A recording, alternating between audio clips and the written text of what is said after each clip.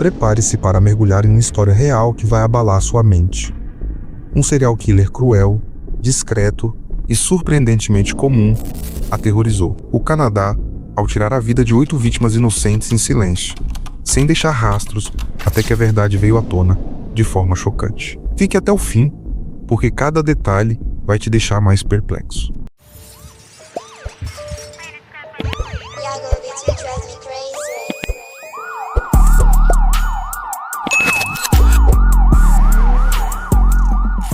Era janeiro de 2018 quando o nome Bruce McArthur estampou as manchetes do Canadá inteiro, mas a história que levaria a esse desfecho começou anos antes, silenciosamente, nas ruas da maior cidade do país. Entre 2010 e 2017, a comunidade LGBTQ+, de Toronto convivia com o medo e angústia diante de uma série de desaparecimentos inexplicáveis, envolvendo homens, muitos deles imigrantes ou pertencentes a minorias. Eles sumiam sem deixar rastros, como se tivessem sido apagados do mapa. As investigações pareciam andar em círculos, e o tempo foi se encarregando de transformar o desespero em resignação. Mas por trás daquela aparente falta de solução, algo mais sombrio crescia às escondidas.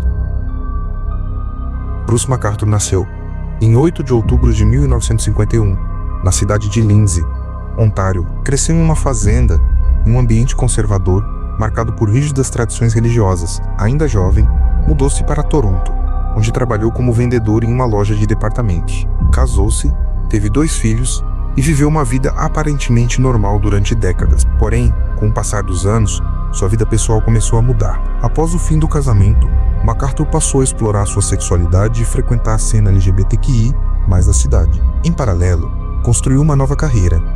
Tornou-se jardineiro autônomo, oferecendo serviços paisagísticos a diversos clientes, muitos deles idosos, em bairros tranquilos da cidade. Ninguém imaginava que por trás daquele homem de aparência serena, sorriso amigável e comportamento respeitoso, havia algo extremamente sombrio e inquietante sendo ocultado. A partir de 2010, a polícia começou a registrar desaparecimentos de homens que frequentavam o bairro conhecido como Gay Village, no centro de Toronto, entre eles Skandaraj Navaratnam 2010, Abdul Basit Faiz 2010 e Majid Kayan 2012. Todos tinham características em comum. Eram homens de meia idade, muitos imigrantes, e todos tinham algum tipo de envolvimento com McArthur, ainda que discreto. O padrão começou a se tornar evidente, mas por algum motivo, as investigações se mostravam lentas e inconclusivas. Durante anos, familiares e amigos das vítimas imploraram por respostas. Muitos questionavam o porquê da aparente negligência policial. A comunidade LGBTQI+ apontava o fato de as vítimas serem imigrantes, gays e membros de minorias como possível razão para a falta de urgência nas investigações. Ainda assim, os casos permaneciam sem solução, mergulhados em silêncio. Enquanto isso, McArthur seguia com sua vida normalmente. Publicava fotos de jardins floridos nas redes sociais, mantinha relações cordiais com os clientes e até participava de eventos comunitários. Seus vizinhos o descreviam como alguém confiável, reservado, mas educado. Nada nele sugeria que estivesse ligado a qualquer coisa fora do comum. No entanto, entre os investigadores da força-tarefa Project Houston, criada para apurar os desaparecimentos, algo não se encaixava. Eles sabiam que havia um padrão, mas não conseguiam provas concretas. E foi somente em 2017, quando Andrew Kinsman desapareceu em junho daquele ano, que uma peça-chave finalmente surgiu. Kinsman era conhecido na comunidade, ativo em projetos sociais e tinha um círculo de amigos engajados. Foi justamente esse círculo que notou o sumiço quase imediato e começou a pressionar as autoridades. Um detalhe fez toda a diferença. No diário de Kinsman, havia uma anotação simples, mas decisiva. Estava escrito apenas Bruce. A partir dali, a investigação entrou em outra fase. Com autorização judicial, a polícia começou a vigiar Bruce McArthur, seus hábitos, seus contatos e, principalmente, os locais onde prestava serviços de jardinagem. O que encontraram foi perturbador. Quando os investigadores começaram a vasculhar a vida de Bruce McArthur, encontraram uma rotina meticulosamente comum. Ele mantinha um pequeno depósito de jardinagem, onde guardava ferramentas e vasos grandes, e era cuidadoso com cada cliente que atendia. Seu trabalho permitia circular por propriedades privadas, entrar e sair de casas sem levantar suspeitas e movimentar objetos volumosos sob o pretexto de cuidar de jardins. Foi nesse cenário que, em dezembro de 2017, a polícia instalou vigilância secreta em torno dele. Sabiam que estavam lidando com um potencial predador metódico, alguém que já havia agido diversas vezes sem deixar pistas. O desaparecimento de Andrew Kinsman, porém, foi o ponto de ruptura. A polícia cruzou dados de câmeras de segurança próximas ao prédio onde Kinsman morava e descobriu que, no dia em que sumiu, ele entrou em um veículo que pertencia a MacArthur.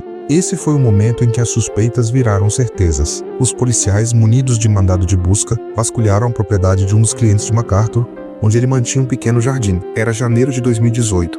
Dentro de grandes vasos de plantas, cuidadosamente dispostos, os investigadores encontraram restos humanos. O que veio depois deixou o país inteiro em estado de choque. Em meio à terra, raízes e folhas, havia partes de pelo menos 7 pessoas diferentes. MacArthur usava os vasos como esconderijo, enterrando ali o que os investigadores agora sabiam ser os traços finais das vítimas que tanto procuravam. Diante das evidências, Bruce MacArthur foi preso em 18 de janeiro de 2018. No momento da prisão, ele estava em casa com outro homem, que, segundo a polícia, possivelmente seria sua próxima vítima. Felizmente, foi resgatado a tempo. Em buscas adicionais no computador de MacArthur, foram encontrados arquivos com nomes de vítimas, fotos tiradas após os atos, registros que ele mantinha em pastas específicas, tudo organizado com frieza, uma cronologia sombria de seus atos.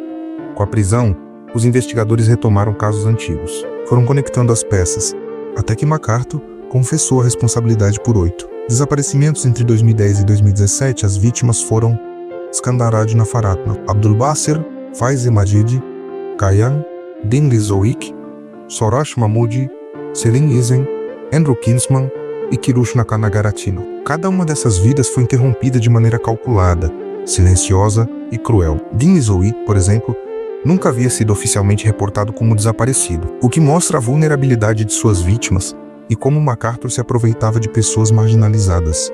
A comunidade LGBTQ mais reagiu com revolta e dor. Muitos afirmavam que, se a polícia tivesse agido com mais rigor desde os primeiros desaparecimentos, talvez parte dessa tragédia pudesse ter sido evitada. As críticas se intensificaram com a revelação de que MacArthur já havia sido denunciado em 2003 por um episódio violento, mas nunca havia sido formalmente processado. A percepção de impunidade e descaso gerou protestos, pedidos de responsabilização e investigações internas na polícia de Toronto. O caso ganhou atenção internacional. Como um homem comum, um jardineiro conhecido pelos clientes e vizinhos, conseguiu esconder por tanto tempo uma sequência tão sombria de ações, como passou despercebido aos olhos das autoridades por quase uma década. As perguntas se multiplicavam e as respostas pareciam insuficientes. Bruce MacArthur agora estava atrás das grades, mas o eco do que ele havia feito continuava ressoando na cidade. Comente abaixo. Você acha que a polícia poderia ter agido antes? O que teria mudado o destino dessas vítimas? Com Bruce MacArthur finalmente sob custódia, os detalhes perturbadores começaram a emergir com mais força. A polícia canadense, pressionada pela opinião pública e pela dor coletiva da comunidade LGBT, revelou mais informações ao longo de 2018 conforme os relatórios forenses avançavam. Confirmou-se que os restos mortais das 8 vítimas estavam, de fato, enterrados em vasos gigantes de concreto e terra em uma residência no bairro de Lacey, onde MacArthur cuidava do jardim para um casal de idosos. Cada vaso continha fragmentos de vítimas diferentes, misturados, dificultando a identificação inicial. Mas com o trabalho dos legistas, os nomes foram sendo confirmados um a um. O modo como MacArthur ocultava os vestígios era meticuloso. Após atrair os homens, ele os convencia a acompanhá-lo em encontros privados. A maioria deles era conhecida de MacArthur através de aplicativos de relacionamentos. Alguns, como Kinsman, mantinham um certo grau de confiança com ele, mas o que parecia apenas um encontro se transformava em um cenário sem volta. Os registros encontrados no computador de MacArthur deixaram até mesmo os investigadores mais experientes em choque. Ele mantinha pastas com o nome de cada vítima, contendo imagens e arquivos relacionados. Havia ali uma cronologia silenciosa, friamente organizada, como se ele documentasse cada etapa. Os peritos confirmaram que as imagens haviam sido feitas durante os encontros. Isso indicava que ele não apenas planejava os atos, mas os registrava e catalogava, como se controlasse tudo com precisão perturbadora. A reviravolta no caso aconteceu quando a defesa de MacArthur informou que ele havia decidido se declarar culpado. Em 29 de janeiro de 2019, Bruce compareceu ao tribunal e, de forma direta, admitiu a responsabilidade pelos atos contra as 8 vítimas. Com isso, evitou um julgamento longo e poupou as famílias de reviverem, em público, os horrores que ele havia causado. Ainda assim, a dor permanecia. No tribunal, os parentes das vítimas choravam, muitos em silêncio, outros indignados com a forma como tudo aconteceu, sem que ninguém o detivesse antes. O juiz responsável pelo caso não economizou nas palavras ao proferir a sentença. Destacou a crueldade dos atos, o fato de as vítimas serem vulneráveis e como McCarthy usava sua aparência de normalidade para enganar e manipular. Em fevereiro de 2019, Bruce McArthur foi condenado à prisão perpétua, sem a possibilidade de liberdade condicional, por 25 anos. Isso significa que ele poderá solicitar revisão apenas aos 91 anos, o que torna improvável qualquer retorno à sociedade. Apesar da condenação, o caso deixou feridas abertas. A polícia de Toronto foi severamente criticada por não ter agido com mais rigor diante dos primeiros desaparecimentos. Um inquérito foi aberto para avaliar possíveis falhas nos procedimentos investigativos. Em 2021, foi publicado um relatório oficial apontando que a polícia falhou em reconhecer os padrões, especialmente porque se tratava de vítimas de grupos marginalizados. O documento concluiu que o preconceito institucional contribuiu para que McArthur agisse impunemente por tanto tempo. Enquanto isso, a cidade tentava lidar com o trauma. Memoriais foram erguidos em homenagem às vítimas. Um mural com os rostos de Navarathna, Faizi, Kinsman, Mahmoud Ilisowitch, Kanagaratnam Risen e Kayan passaram a enfeitar ruas do bairro Gay Village. Agora transformado em símbolo de resistência, famílias e amigos dessas vítimas criaram grupos de apoio, e muitas campanhas foram iniciadas para proteger pessoas LGBTQ, mas em situação de vulnerabilidade. Mas apesar da condenação, muitas perguntas ainda permanecem. Deixe sua opinião nos comentários. Você acha que Bruce McArthur pode ter feito mais vítimas que nunca foram descobertas? Com a prisão de Bruce McArthur e a confirmação da identidade das 8 vítimas, uma nova fase da investigação começou. A polícia agora se perguntava: e se houver mais vítimas que nunca foram registradas? Essa dúvida não surgiu do acaso. Em meio ao volume de arquivos encontrados no computador de McArthur, havia imagens e registros que não correspondiam às 8 vítimas já identificadas. Alguns arquivos continham rostos não reconhecidos, outros, datas que não coincidiam com os desaparecimentos oficialmente documentados. A força-tarefa montada para investigar McArthur passou a reavaliar centenas de casos arquivados, especialmente aqueles envolvendo homens desaparecidos entre os anos 1970 e 2010. A lista incluía pessoas em situação de rua, trabalhadores do sexo, imigrantes sem documentação regular e jovens LGBTQ que perderam contato com suas famílias. O problema, muitos desses casos nem sequer foram reportados oficialmente na época. As autoridades admitiram, publicamente, que não seria possível determinar com total certeza o número de vítimas. O nome de Dean Ilisowitch, uma das vítimas confirmadas, foi um dos que mais evidenciou isso. Ele jamais havia sido dado como desaparecido pela polícia. Vivendo em abrigos em situação de rua, Dean simplesmente sumiu e ninguém formalizou o caso. Foi apenas através das descobertas forenses nos vasos do jardim que seu nome foi incluído. Esse detalhe abalou ainda mais a opinião pública. Quantos outros, como Dean, poderiam ter desaparecido sem que ninguém sentisse sua ausência oficialmente? Durante os interrogatórios, McArthur permaneceu calado sobre qualquer possível ato anterior a 2010. Mesmo após a confissão, ele nunca demonstrou arrependimento visível. Era frio, calculado, respondia com frases curtas e sem emoção. Os investigadores tentaram fazer com que ele revelasse mais nomes, mas ele se limitou aos que já haviam sido comprovados com evidência material. Essa recusa em colaborar com investigações futuras deixou em aberto a possibilidade de que, sim, outras vidas tenham sido afetadas e que jamais se saberá quem foram. Enquanto isso, o público reagia com incredulidade, como alguém que já havia sido denunciado em 2003 por comportamento agressivo pôde voltar à vida cotidiana, retomar seus trabalhos e agir impunemente por tantos anos. Em 2016, McArthur inclusive teve uma queixa contra ele retirada por falta de provas, quando um homem relatou ter sido violentamente atacado. Se naquele momento uma investigação mais profunda tivesse sido feita, talvez os últimos desaparecimentos pudessem ter sido evitados. A imprensa canadense cobriu intensamente cada detalhe do caso. Documentários, séries e podcasts foram produzidos, sempre com um olhar crítico sobre o comportamento das autoridades, o perfil psicológico de McArthur e a negligência com pessoas marginalizadas. Famílias exigiam mais do que justiça, queriam mudanças estruturais, treinamento policial específico para lidar com minorias e um sistema que não ignorasse sinais por conta do status social ou orientação das vítimas. Em 2021, a cidade de Toronto instalou um memorial permanente em uma praça próxima ao Gay Village, com os nomes das 8 vítimas. O local passou a receber flores, velas e cartas quase todos os dias. A dor coletiva deu lugar a uma luta por memória e dignidade. Ao mesmo tempo, MacArthur foi transferido para um presídio de segurança máxima, onde permanece em isolamento, sem qualquer privilégio. Por questões de segurança, devido ao perfil do caso, o local exato onde cumpre a pena não foi divulgado publicamente.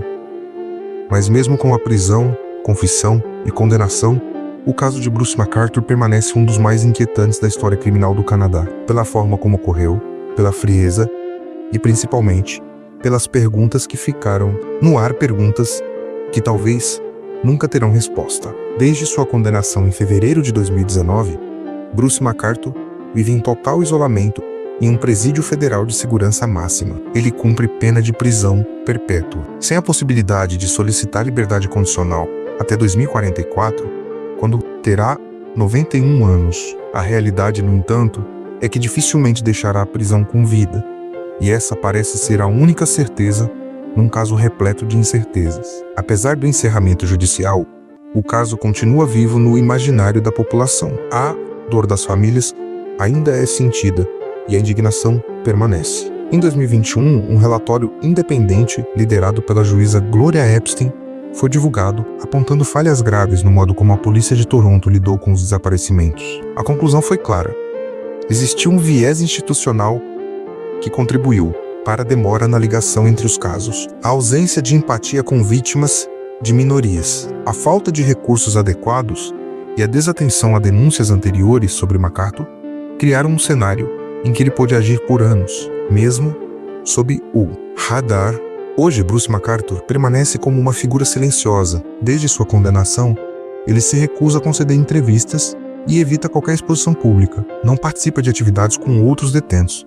Tampouco recebe visitas frequentes. A prisão em que se encontra mantém todas as informações sob sigilo, visando preservar a segurança tanto dos funcionários quanto dos internos, uma vez que seu nome é alvo constante de repulsa. Enquanto isso, a cidade de Toronto tenta reconstruir o sentimento de segurança na comunidade LGBTQ.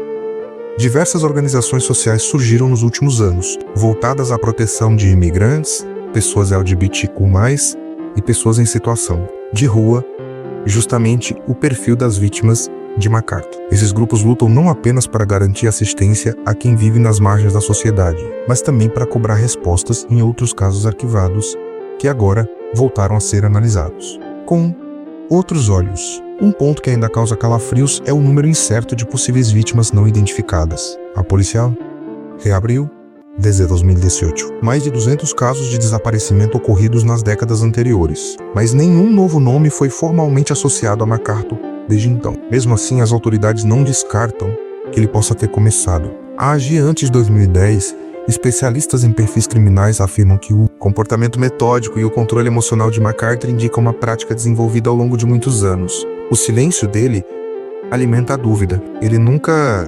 expressou arrependimento, nunca pediu desculpas às famílias, nunca deu qualquer explicação além da confissão formal no tribunal. A ausência de motivação clara financeira, emocional, vingativa ou outra apenas reforça o enigma por trás de sua mente. O que o levava a agir daquela forma? Como alguém com aparência tão pacífica e com uma vida pública tão rotineira pôde guardar tamanha escuridão sem jamais ser desmascarado até o último momento? Hoje, o caso de Bruce MacArthur ainda ecoa como um alerta, um lembrete cruel de que o perigo nem sempre tem o rosto esperado, que o preconceito institucional pode custar vidas e que muitas histórias, infelizmente, não recebem a atenção que merecem até que seja tarde demais. Se gostou da história, curta e se inscreva para mais mistérios como este. O que você acha que realmente aconteceu com outras possíveis vítimas? Deixe sua teoria nos comentários abaixo.